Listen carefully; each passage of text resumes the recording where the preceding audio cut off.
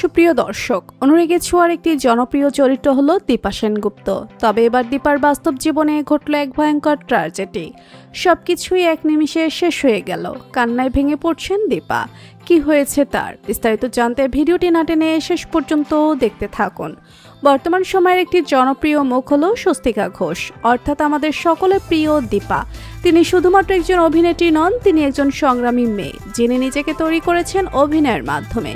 নিজের পরিচয় গড়ে তুলেছেন হাজারো প্রতিযোগীর ভিড়ে। কলকাতার অতি সাধারণ পরিবারে জন্মগ্রহণ করা স্বস্তিকা ছোটবেলা থেকেই ছিলেন অনেক মেধাবী।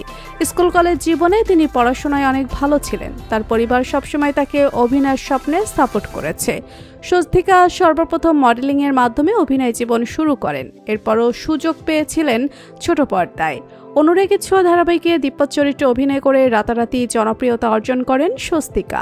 স্বস্তিকার ব্যক্তিগত জীবন নিয়ে সোশ্যাল মিডিয়াতে এমন কোনো তথ্য পাওয়া যায় না, তবে ইন্ডাস্ট্রির এক সহ অভিনেতার সঙ্গে তার ঘনিষ্ঠতা নিয়ে মাঝে মাঝে গুঞ্জন শোনা যায়।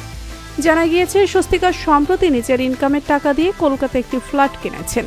এটাই ছিল তার জীবনের সর্বপ্রথম বড় অর্জন, আর সেই অর্জন এখন তাকে চোখের জলে ভাসাচ্ছে। হঠাৎ করে দীপার জীবনে নেমে আসলো অন্ধকার। তিনি যখন শুটিংয়ে ব্যস্ত ছিলেন, তখন তার ফ্ল্যাটে হঠাৎ করে ঘটে যায় এক ভয়াবহ ঘটনা। শর্ট সার্কিট হয়ে হঠাৎ করে ফ্ল্যাটে আগুন ধরে যায়। তখন বাসায় কেউ ছিল না। আশেপাশের মানুষ ধোঁয়া দেখে ফায়ার সার্ভিসে ফোন করে।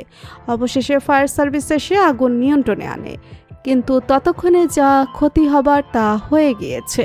তার প্রয়োজনীয় জিনিসপত্র পুড়ে গিয়েছে। ফ্ল্যাটের মূল কাগজপত্র, চলমান সিরিয়ালের স্ক্রিপ্ট, ড্রাইভিং লাইসেন্স সহ অসংখ্য প্রয়োজনীয় জিনিসপত্র পুড়ে গিয়েছে। একটি সাক্ষাৎকারে স্বস্তিকা বলেন, এটি ছিল আমার স্বপ্ন, আমার পরিশ্রমের টাকা দিয়ে এটি কিনেছি, কিন্তু এক মুহূর্তেই সবকিছু শেষ হয়ে গেল। বর্তমানে তিনি মানসিকভাবে প্রচণ্ড ভেঙে পড়েছেন, তবে তার সহ অভিনেতারা, প্রোডাকশন টিম ও ভক্তরা স্বস্তিকার পাশে দাঁড়িয়ে আছে। বন্ধুরা, জনপ্রিয় অভিনেত্রী স্বস্তিকার সাথে ঘটে যাওয়া এমন ঘটনা সম্পর্কে আপনার মতামত কি জানিয়ে দিন কমেন্ট করে।